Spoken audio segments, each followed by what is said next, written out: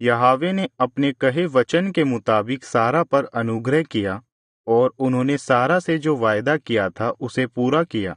सारा गर्भवती हुई और उसने अब्राहम के बुढ़ापे में परमेश्वर के नियुक्त किए गए समय में एक बेटे को जन्म दिया।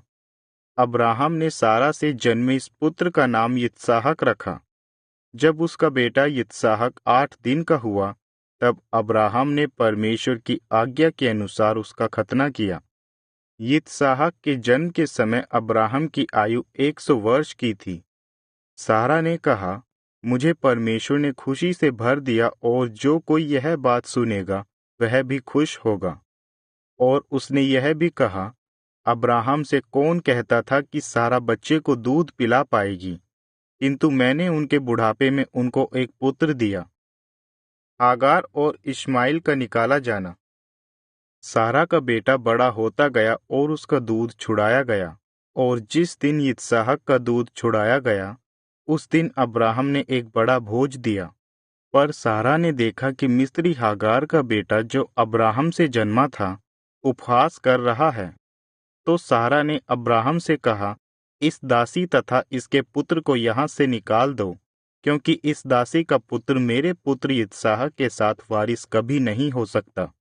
इस बात ने अब्राहम को बहुत दुखित कर दिया, किंतु परमेश्वर ने अब्राहम से कहा, उस लड़के और दासी के बारे में सोचकर परेशान मत हो। जो कुछ सारा तुमसे कहे उसे सुन लो, क्योंकि तुम्हारे वंशज यित्साहक के माध्यम से नामित होंगे। दासी के पुत्र से भी मैं एक राष्ट्र बनाऊंगा, क्योंकि वह तुम्हारा है। तब अब्राहम ने जल्दी उठकर खाना और पानी देकर हागार और उसके पुत्र को वहां से चले जाने को कहा।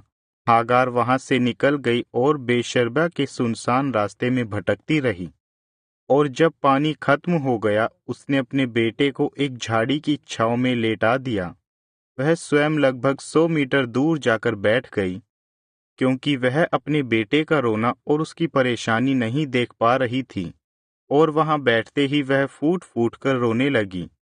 परमेश्वर ने उस बेटे का रोना सुना और स्वर्ग से परमेश्वर के दूत ने हागार से पूछा, हे हागार, क्या हुआ तुम्हें? डरो मत, क्योंकि परमेश्वर ने बेटे के रोने को सुन लिया है। अब उठो, अपने बेटे को उठाओ, क्योंकि मैं उससे एक बड़ी जाति बनाऊंगा। यह कहते हुए परमेश्वर ने हागार को एक कुआं दिखाया। उसने उस कुएं से पानी लेकर अपने बेटे को पिलाया। वह बेटा परमेश्वर के अनुग्रह से बड़ा हो गया और वह धनुर्धारी बना। वह पारान के निर्जन देश में रहता था। उसकी माता ने उसके लिए मिस्र देश से ही शादी के लिए लड़की ढूंढ ली। अबीमेलेक के साथ संधि।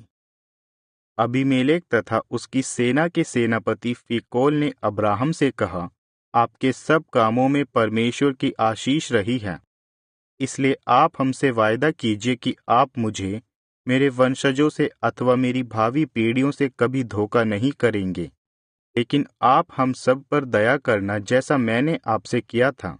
अब्राहम ने कहा, मैं आपसे वायदा करता हूँ। और अब्राहम ने अबीमेलेक से उस कुएं के विषय में कहा जिसे अबीमेलेक के सेवकों ने ले लिया था। अबीमेलेक ने उत्तर दिया, ना तो आपने मुझे इसके विषय में कभी बताया, ना आज तक मैंने इस विषय में सुना है, और ना मुझे यह बात मालूम है। अब्राहम ने अबीमेलेक को भेंट में भेड़े एवं बछड़े दिए तथा दोनों ने वायदा किया। फिर अब्राहम ने 7 मेमने को अलग किया। अबीमेलेक ने अब्राहम से पूछा, क्या मतलब है इन 7 मेमनों को अलग करने का? अब्राहम ने कहा कि आप ये 7 मेमने ले, ताकि यह हमारे बीच सबूत होगा कि यह कुआं मैंने खोदा है। इसलिए अब्राहम ने उस स्थान का नाम बेशर्बा रखा, क्योंकि यहाँ उन दोनों ने यह शपथ ली थी। अतः उन दोनों ने बेशर्बा में यह वाचा स्थापित की। फिर अबीमेलेक तथा उसका सेनापति फिकोल फिलिस्तिया देश चले। अब्राहम ने बेशर्बा में एक झाऊ का पेड़ लगाया, और वहां उसने यहोवा सनातन परमेश्वर की आराधना की। और बहुत समय तक अब्राहम फिलिस्तिया देश में रहा।